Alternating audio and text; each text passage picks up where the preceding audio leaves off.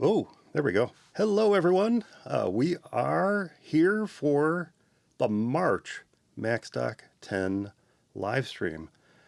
We've got some really cool stuff to talk about today. And to get started with that, I'm going to go ahead and introduce, sitting in with me today is Macstock presenter, podcaster, professor, and just all around awesome dude, Marty Jencius. Hey, Marty, how you doing? I am really glad to be here and finally glad that I can take the cork out of this bottle Ah, because we talked about this for a couple of weeks and then you put an announcement out about, and Marty's going to be here and he's going to talk about something really exciting. And I have had to keep my mouth shut on this for a long time. So that it will be a relief to be able to share this and when the cat's out of the bag finally. So when the cat is out of the bag, what did I said on one of the shows? I don't know if it was my podcast or what. When the cat is out of the bag, and then I said, "Lucky cat." So yeah. Uh, yeah, a couple quick little announcements here. I am dealing with a cough and a cold, so everyone just please forgive the rough voice. I may have to mute from time to time. And John Brown says in the chat room, "Meow." Hey John, how you doing? And of course, hi to Dave and Barry and Brett, and who else is in there? We got a lot of folks in there right now. That's awesome. Oh, Brian. Yeah, Brian's in there too. Brian. Yeah, very cool. Oh, and Martine. Hey, Martine. Awesome. All right. Anyway, so dealing with cough and cold, just forgive the rough voice. I may have to mute from time to time as well. And then two, folks will probably notice this is not my new studio. Anyone who is in Northern Illinois knows this is going on right now. We're under a high wind warning. We have gusts up to 50 plus miles per hour. And I looked it up just before we started the live stream. We have sustained winds of about 30 miles per hour right now. So I made the decision last second this morning. I had my coat on. I was just about to get in the car to go to Woodstock. And I said, you know what? All the power lines, all the internet lines, everything in Woodstock is above ground. I'm going to do it from home today. So that's why I'm here. And I actually already got a report from my wife, whose shop is in Woodstock, that they're already having brownouts. So just as well that we're doing Yeah. it here. Oh, chat room. I was already saying hi to folks in the chat room. Oh, Chuck's in there too. Hey, Chuck. And if you have questions as we're moving along, because we are going to talk about something really cool and new for Saturday night at Macstock, if you have any questions, just do me a favor and preface it with a Q and a colon. That Q and colon allows me to filter or search through the chats to find those questions more quickly. So, just put a Q and a colon in front of it, and then I can locate them. But I'll be scrolling through the questions as well. So if you have any, just let me know. Otherwise, just enjoy the chat room. It's a really nice, active group in there today. Lots of awesome people.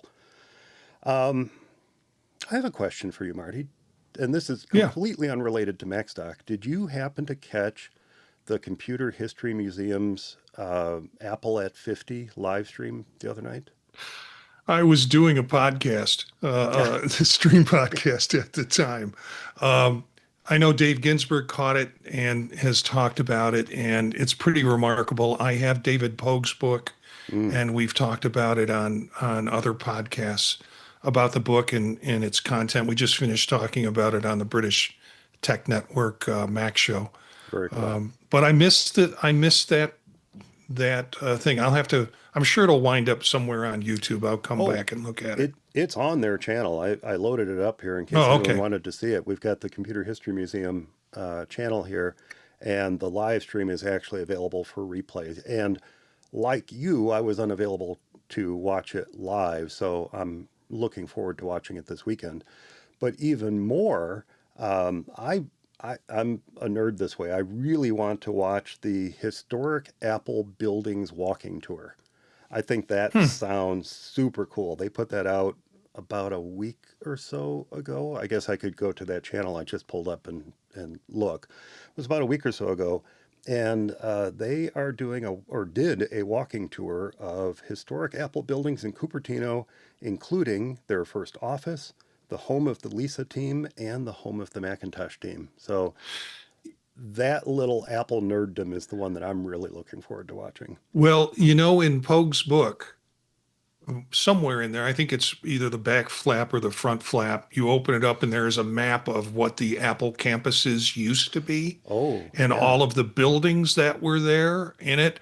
I've read deep enough about it, but when you talk about this walking tour, I think much of that's going to be seen, or the buildings I'll be looking at on that walking tour are the buildings that are on this map surrounding, the Cupertino, current Cupertino place. So, Which, by the way, people can't see this because I am at my home studio, my podcast, where this is where I do my podcast. But I am actually wearing my Apple Park T-shirt in honor of uh, Apple's 50th, so which is coming up. So anyway, yeah. uh oh, and a real question for you, Marty. Any comment, any any knowledge on your part about those Bigfoot sightings in Northeast Ohio?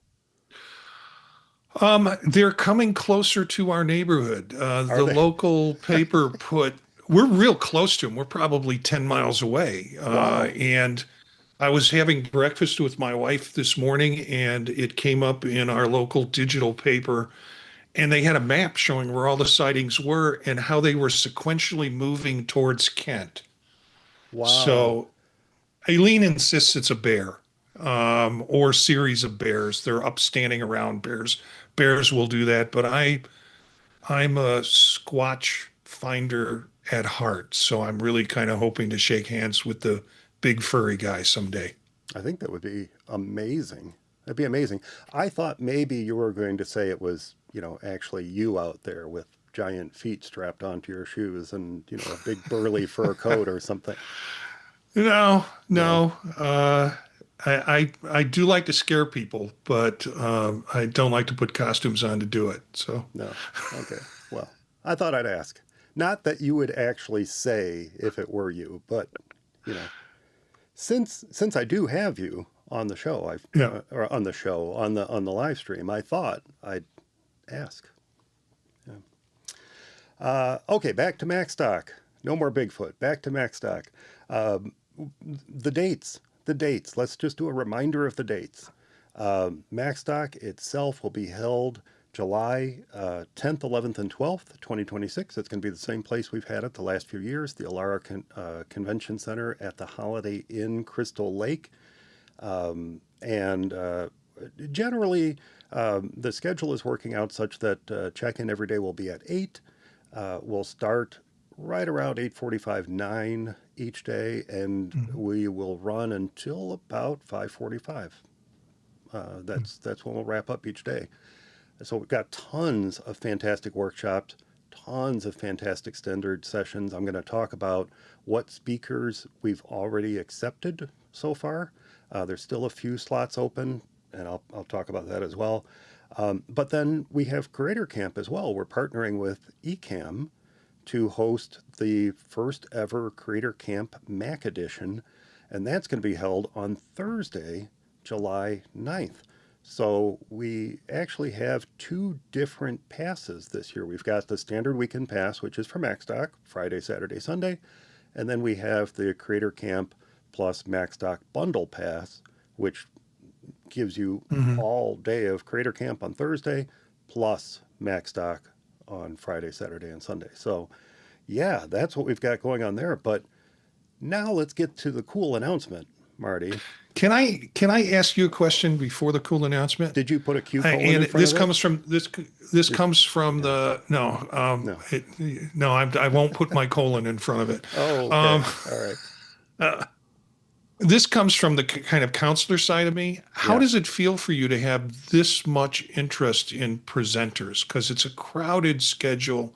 There was a lot of demand for people wanting to speak. Yeah. And I can only imagine from a person who's organizing it, that could be touching, that you have that many folks willing to sign up and also be part of doing the presenting.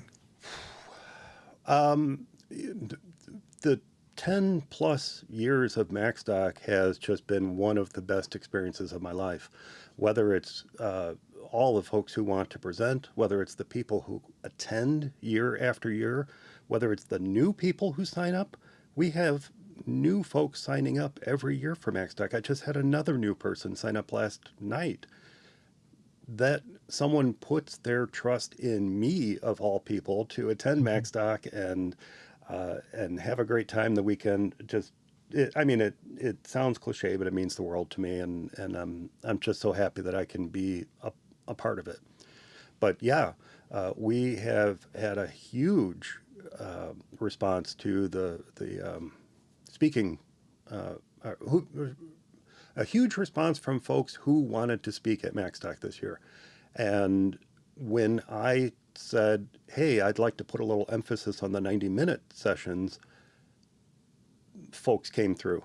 In fact, they came through much more than I thought they might. So we have our schedule leans a little bit more towards the longer workshop lengths sessions, which folks have told me they really enjoy. They like those longer sessions. So we've come a long way since the initial 20-minute sessions of Macstock 2015 and 2016.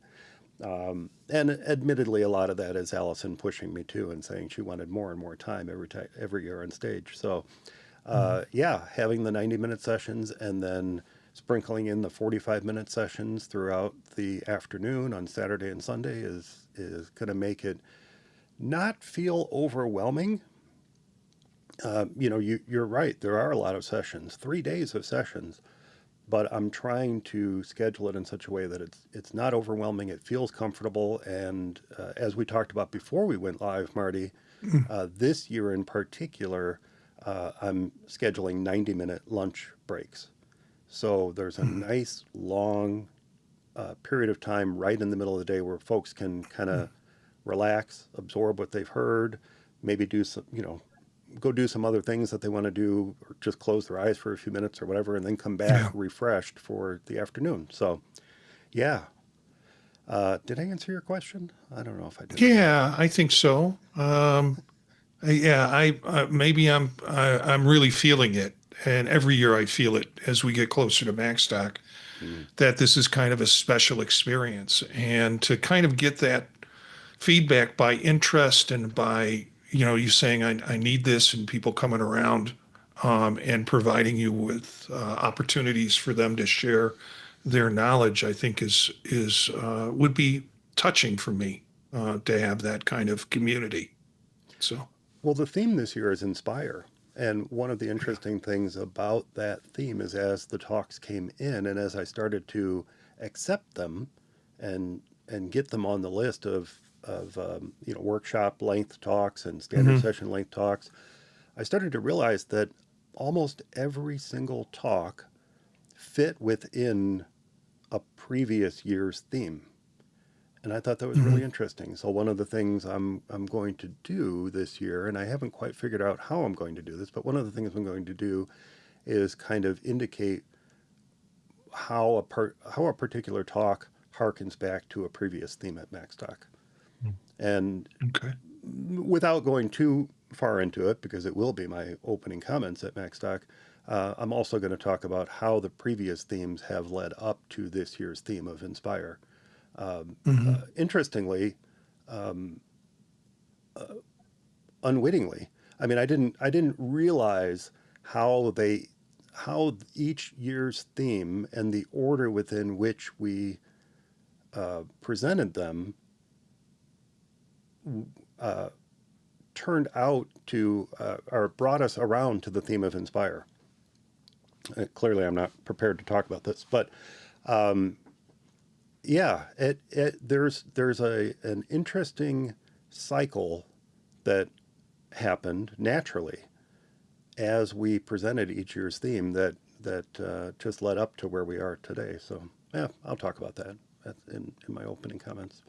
Yeah. Without getting philosophical, there's this collective unconscious that goes on underneath all of this that kind of brings us back to the place we need to be in. And this year it fits well with Inspire.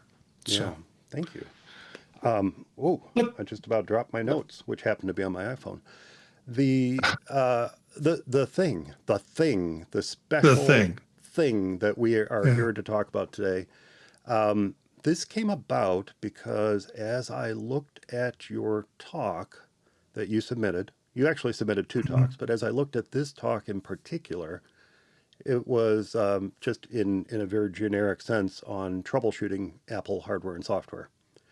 Right. And as I as I was reading through your description of the talk, it occurred to me that maybe this would be a, a really exciting and fun interactive session with everyone. Not just here's how you troubleshoot your Apple hardware, here's how you Right. troubleshoot your Apple software, but how can we get people involved in the troubleshooting process?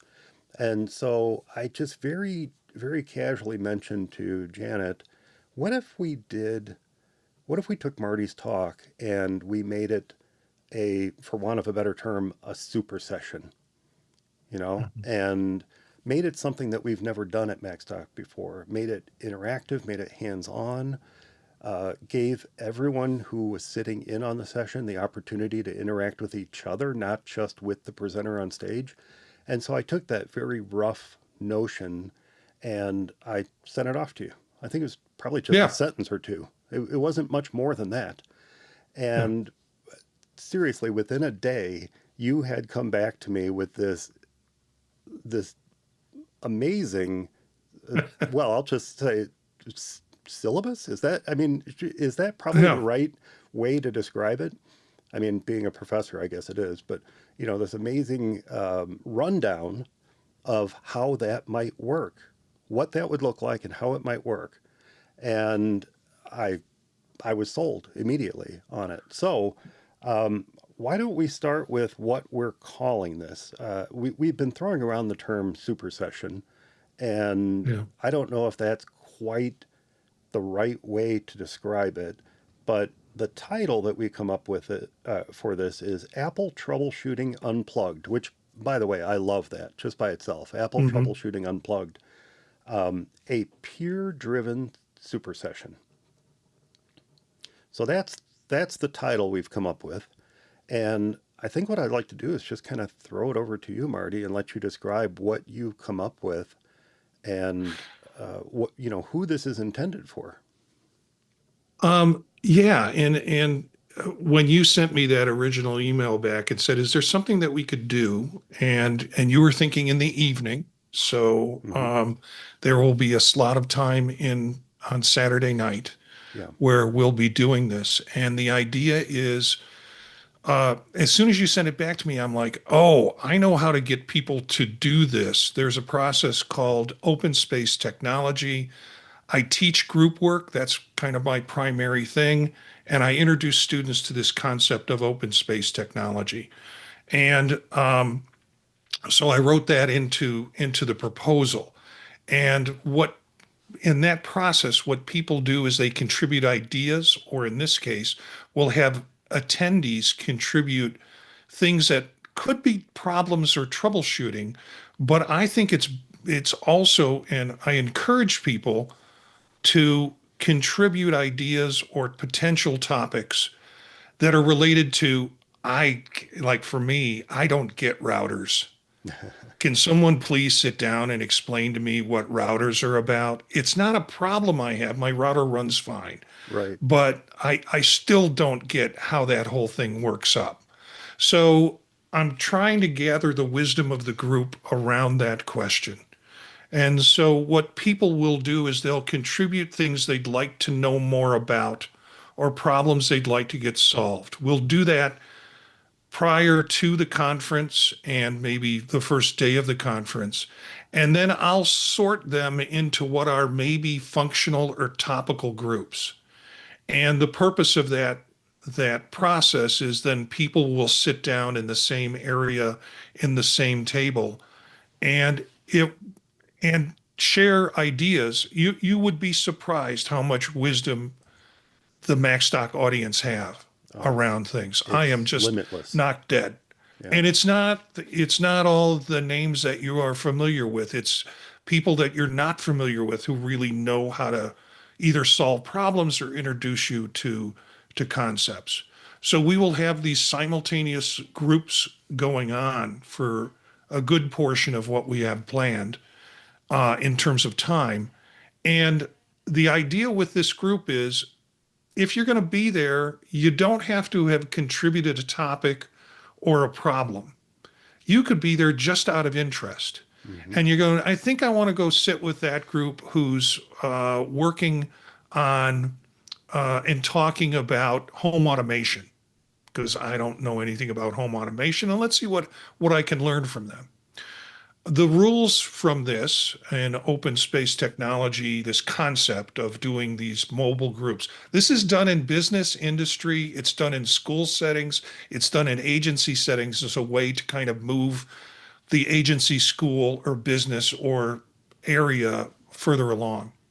So the rules are you always need to be in a group. If you're not contributing to the group or not getting anything from the group, then they call it the law of 2 feet. Use your 2 feet and go sit in another group. So it kind of breaks the rules of groups sit and work together, but you can jump from, you can add to the group. You might find that you just want to stay with the group through the whole time. The group might finish what they have to talk about in 20 minutes, at which point the group decides to dissolve themselves and the people in that group have to find other groups to sit with. That's awesome. So to me, it's a kind of a deliberate arrangement to create an interaction where it's really peer driven and you're learning from other people's wisdom in the process instead of just me or anybody else standing up on stage. Now, I have a stake in this too. The proposal that I put together was I'm going to talk about different troubleshooting mechanisms. I'm going to have that all as resources for people, and it will be available for them at the beginning. It doesn't mean you have to run your group with them. It means you might take them home with you and use them. The secret sauce is I'm doing a lot of prompt chaining is I think the term that's used now to create a step-by-step interaction that you can do with an LLM that as you pose questions, it'll give you potential solutions and things to check. And at some point, if you work through that, there might be a point where the problem's too big for me to solve. That's okay. But it will automatically link you into resources and give you a better idea what the problem is. So there's going to be a bunch of that secret sauce that I'll throw in as resources, but I'm going to try and keep my conversation to the least just to kind of organize the process and have the process work. So So just I to think clarify, oh, I'm sorry. yeah, Go ahead. go ahead. Oh, I was going to say, just to clarify, so all of this super session will be kicked off with a short 20-ish Right. minute, more traditional presentation, if you will, Yeah. where you're presenting the concept, you're presenting how it will work, you're presenting the ideas behind it, and then after that, that's when we break into the groups. Right. And I will have sorted people out the best I can into topical groups that fit. There's also some rules about it that'll be part of the 20-minute introduction that the group starts when it's supposed to start. The people who are there are the people who should be there or are there for a reason, and the group dissolves itself when the group is finished its work. So yeah, I think it will allow for a larger body of people to kind of share their wisdom around anything that you're curious about versus those, those hallway interactions where you might not get necessarily your specific interests or needs met. So will you be defining what each particular table's topic will be then? Yeah. And then do you invite people then to join that topic, or it sounded like maybe you're kind of pre-assigning folks to it. Yeah. For the ones that put in, we're going to have a site where people can put in their requests or their interests. For folks that have done that, I will organize them into groups. But that's not just for people who have put a topic in. If you are curious and you want to have like an extra layer of learning in these different areas, even though you haven't been assigned a group, you can go to that group. So this is not just for people who signed up for this, it's really for everybody. And again, I'll help coordinate that process with this size group. And I think those who are curious will come even if they don't have a topic. Oh, And absolutely. I like that kind of curiousness because in these kinds of group experiences, people who are curious walk away with a lot of stuff they didn't expect they would get. So, Yeah. I imagine there's going to be a limit to the size of each group. I mean, it can only be so large, like what, 10 people, 15 people, or are you open to letting groups get as large as they need to be? I am open to groups getting as large as they need to be. And Interesting. sometimes when groups close, they have to find another group and then that group closes. And I've seen this process go where it's kind of one large group finishing their work. Now, everybody's not contributing, but everybody is part of that group. So, Very cool. I yeah. I just love this idea. And what we're talking about is Saturday evening. So after the standard sessions end for the day, for the afternoon, everyone can break, go to dinner. Dinner's on your own, as it has been at Macstock in the past. So you go off to dinner, maybe just, you know, get some rest or whatever. You go to the pool, the hotel pool, whatever you want to Mhm. do, and then come back to the main conference room at 7:30 for Marty's session, the troubleshooting unplugged. And I think that's going to be just a wonderful way to wrap up that day. We have hopefully some other things planned for the other nights, but I'm so looking forward to this in particular. Uh, Not only is it up my alley, but I know so many people who attend Macstock.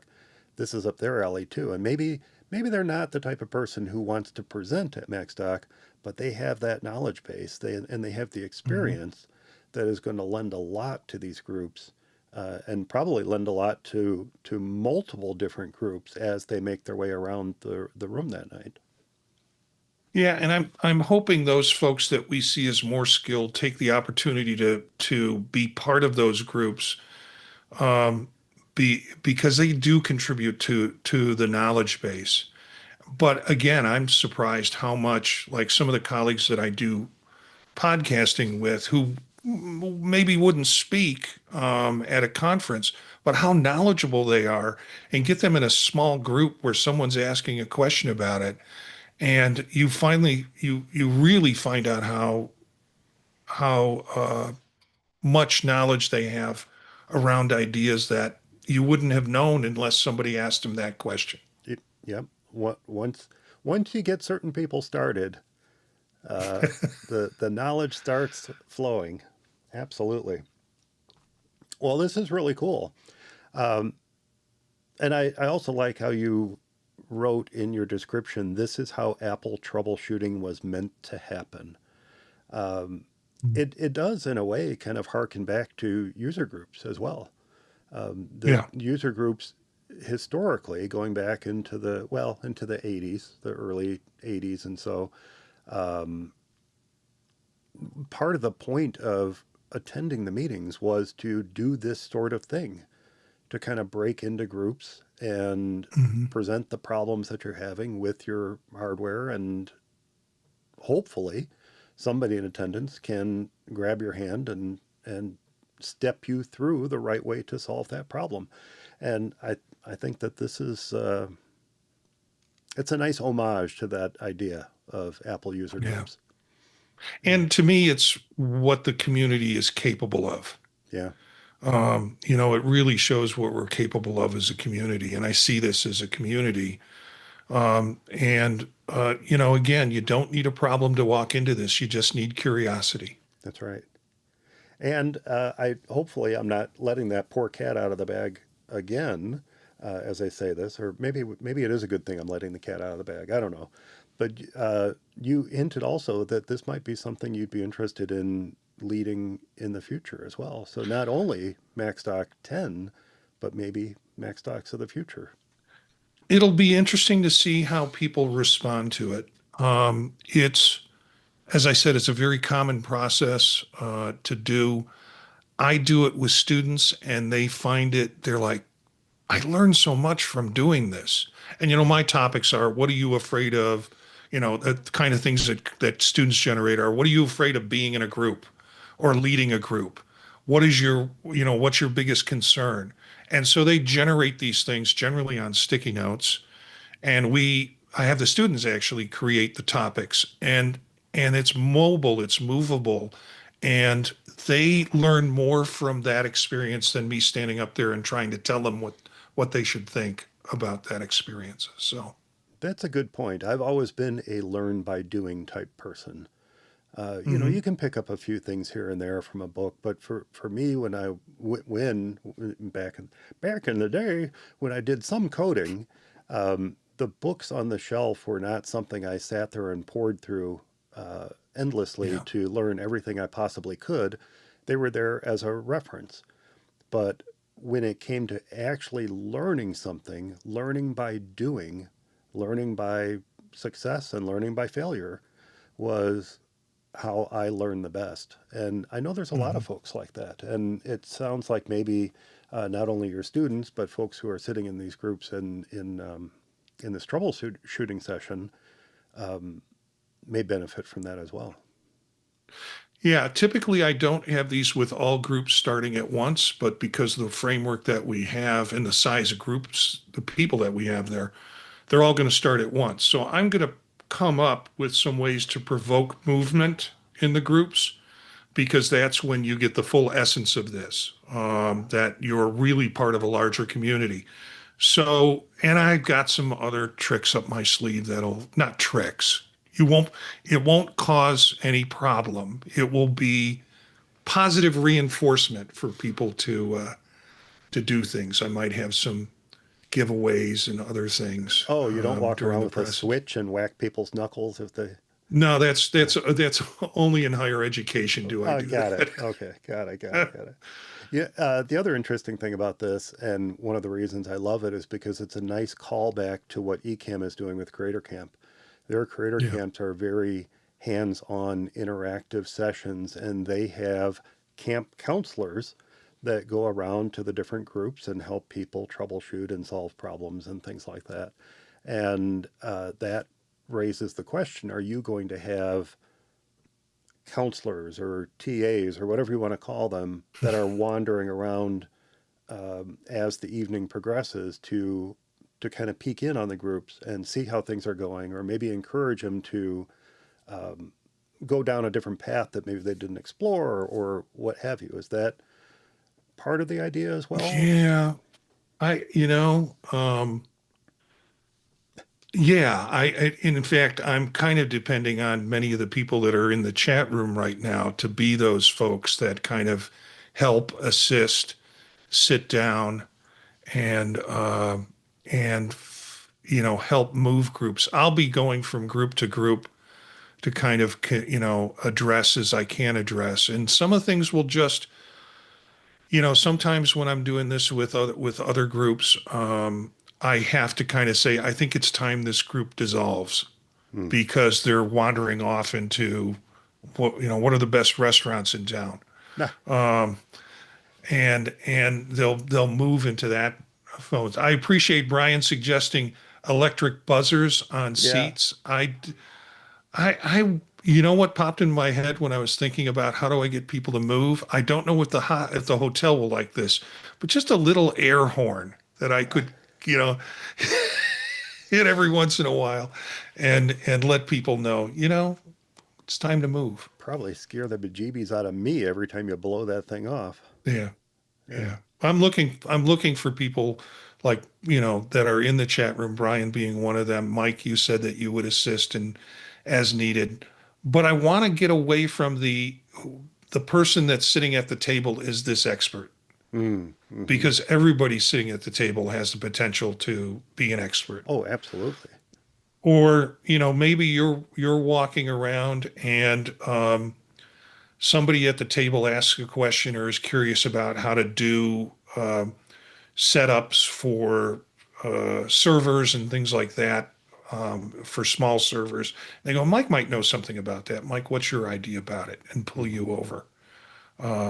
Yeah, but really trying to use the expertise in the room, but not forget that the expertise is most likely in people that we don't know have it yet. That is an amazing callback to what you asked earlier about the folks submitting their presentations for Macstock, because every once in a while I'll get, and this year was that case, I'll get submissions from folks who've been longtime Macstock attendees, but never took the step of submitting a presentation idea in the past. And Mhm. it's a, if you don't otherwise know the person, if you don't otherwise know what their depth of experience is, that is one of the most amazing things about getting these submissions, is learning where folks are coming from, what experience level they have, and how they've shared those experiences with others in the past, especially in the question I ask, where have you spoken in the past, or where have you presented in the past? I can't remember the exact question.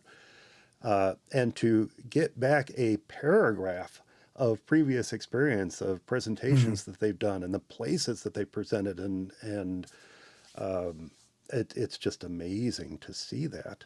And Mhm. then to show that to Janet, and she says, "Why has this person not been presenting every single Macstock Yeah. all 10 years? Yeah. Because they really should have been." So, I'm hoping that, as has happened in years past,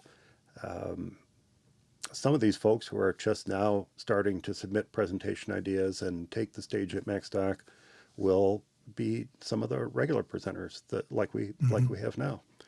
But You know, I'm excited about when this. you say that, when you say that, I started thinking, well, a high tide raises all ships. Mm, That you've got people who are contributing, and everybody is going to learn from that. And then the word inspire came back to me. That this yeah, is really the members and the attendees inspiring each other absolutely. through their contributions. Yeah. Yeah, yep, absolutely. So that's what we're dealing with for Saturday night. Yeah. I'm incredibly excited for it. As I said, we've never done this before at Macstock, and I'm hoping it becomes something that we turn toward again and again as the years go on, because this type of interaction, as you mentioned earlier, does happen somewhat naturally in the hallway. People do get into these little hallway track groups Mhm. and have conversations, or they have conversations around the lunch table. But to add just a little bit of structure to it, and actively encourage this type of interaction, even if the person is only there, only sitting in on the group to absorb and listen and learn, Yeah. that's okay. That's okay. Yeah. That, you don't have to lead it. You don't have to be a major contributor.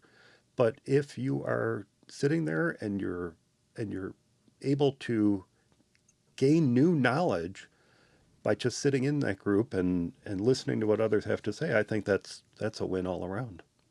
Or in some cases, it's just a sense of feeling part of the group, Just a sense, which yeah, any opportunity that you can do that with a conference and with a community, even if the person is just listening and sitting at a table, they feel part of that group. yep, yep, absolutely. Which we do always encourage at Macstock anyway, but Yeah. this specifically will go a long way towards achieving that. So that's Marty's presentation. We're not going to go into as much depth with the other presentations, but I did want to at least mention those whose talks have already been accepted.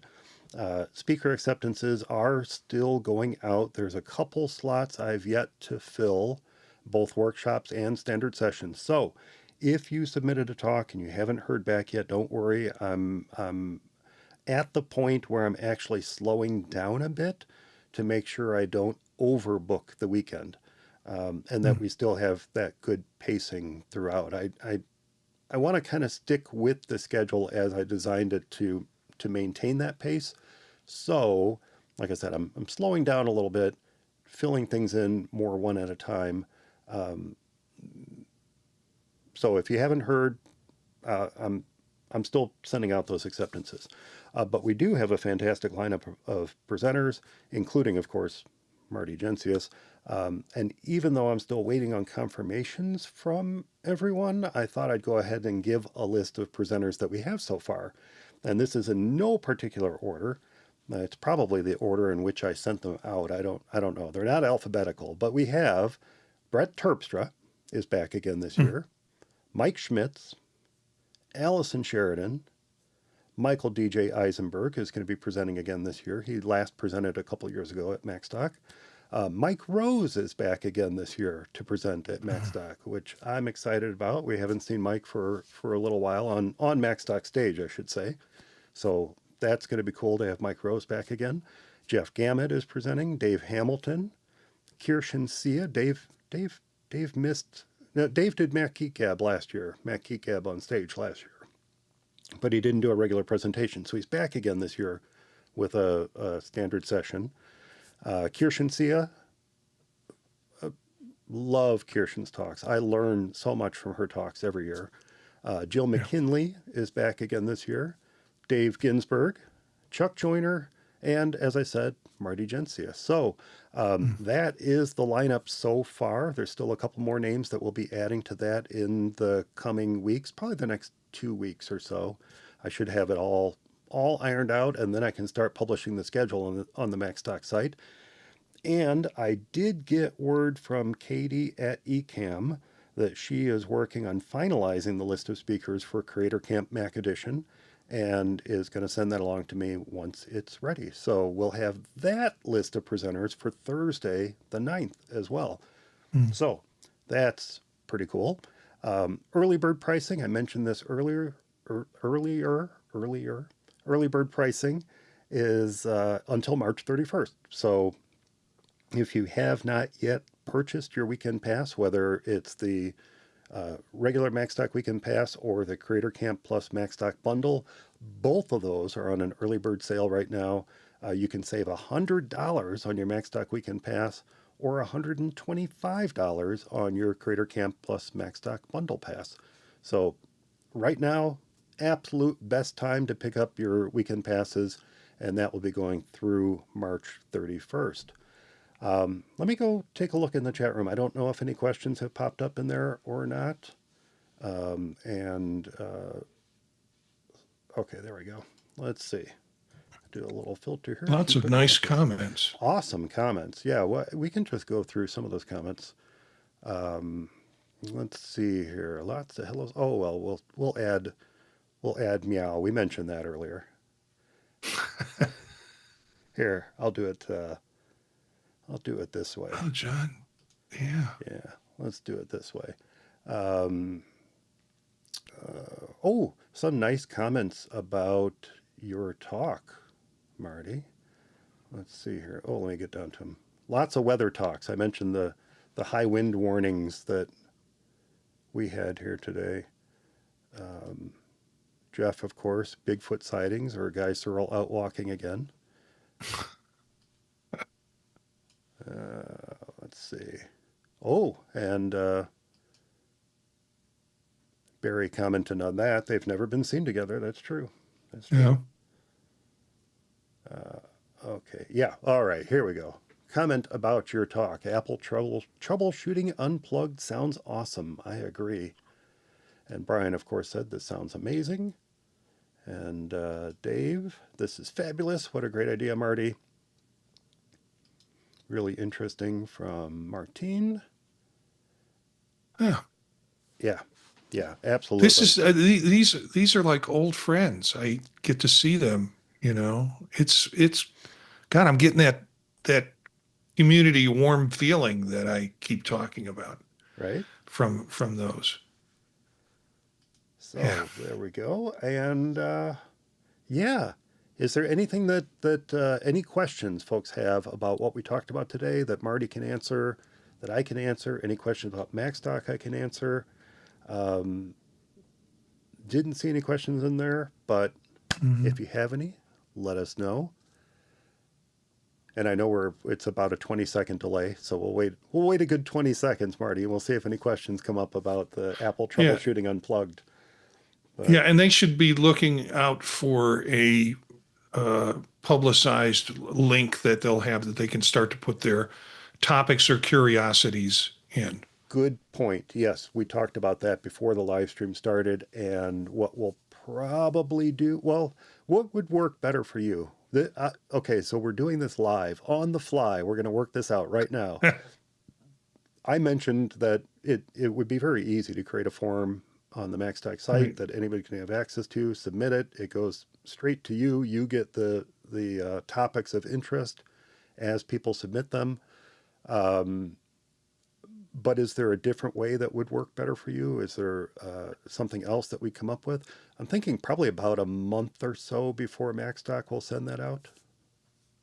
Yeah, about a month before. And you know, what I'll be doing is playing with the output of the whatever the spreadsheet is that comes out of ideas and try and thinking of ways to organize them.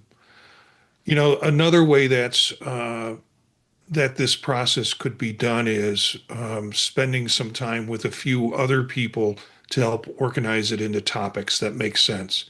Because just having my eyes on it is probably not the most effective way of doing this. But typically, when these things are sorted in open space, they're done with smaller groups of people making decisions about what seems to go together. So we'll get the call for questions and curiosities out so people can contribute, and then we'll work on a process to be inclusive in terms of figuring out how to sort these.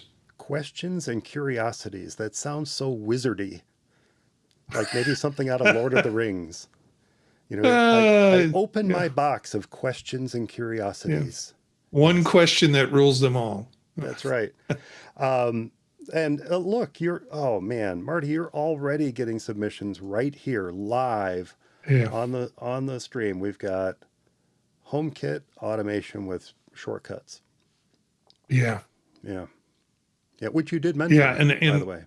That, yeah. And, you know, you're going to have people like Kirsten there. You're going to people like Jeff there, who's played in that automation field much longer than anybody that I know who has, that can kind of be a good person to have in that group if they're willing to be part of that group. Yeah. So These weren't actually questions, but I am going to comment on them. We've got, and I did put this up a few minutes ago, but we have John wrote, my most famous solution to most any problem, did you try turning it off and on again? And then that was followed up by, is it even plugged in? So as someone who actively troubleshoots client issues on almost a daily basis, I'll have to tell you, I was super, super excited when a couple years ago, this question that Brian just asked, is it even plugged in? That's always a joke, right? Is it plugged in? Have you tried turning it off and on again? Is it plugged in? I asked a client that, and they looked down under their desk and said, oh, no, it's not. And I said, you know what? There is no charge for this because I am so super excited that I Yeah. finally asked the question, is it plugged in? And the answer was, oh, no, it's not. and it's worth the cost of the charge just to be able to tell that story in real life because it happened to you. That's right. It's not a joke anymore. It's a true experience. You know, Oh, I oh, did go ahead. some running. Yeah. I did some running with the LLM that I created for this presentation, and it really does start off with questions like, check the power cables, meaning so it hasn't gotten lost. Even the LLMs know to ask that question. Doc just asked, what do you use to stream this? OBS, Doc, actually. Yeah, yeah, I'm using OBS to do this. Yeah. What can I say? It works great. No, of course I'm using Ecamm Live. Yeah, I'm glad Doc's in on this. yeah, He's wonderful. yep, absolutely. All right. Well, then I think that's just about it for this time. I Yeah. am actually going to be doing another live. Well, I'm going to be doing more live streams this year. I mentioned that last time. I don't know how many people actually heard me because of the power and Yeah. internet issues we had last time. But I'm actually going to be doing these at least once a month. And so we'll be doing another one in April. And there's something that I I need to ask somebody if they'd be willing to do this. And if they say yes, this is going to be another fun addition to Macstock. But that is that's getting ahead of the cat in the bag. Um, I got to ask this person that question first. And maybe they'll say yes. Maybe they'll say yes. Um, but yeah, probably around mid-April, right around tax day, when I should be doing other stuff like getting my taxes done. Um, be doing that.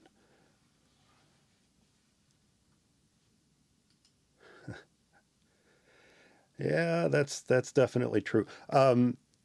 Janet blames my years in the dorms blasting Genesis on my stereo. That is why she says I have trouble with hearing these days. I think she's wrong. I don't think that could possibly be right. But, you know, Mm. there you go. You didn't hear what she said after that. That's the thing. I didn't. I didn't actually hear what she said after that. I said, huh? And she said, never mind. Yeah. Oh, this is interesting. The sheer number of Intel iMacs he had at the Genius Bar that were not all the way pushed in on the. Yes, the power plugs Uh, on the Intel iMacs were a little tricky. If you didn't push that all the way in, if you didn't right. seat that flush on the back of the iMac, yeah, you would have no power, my friend. Helps if you plug it in. Yeah. All right.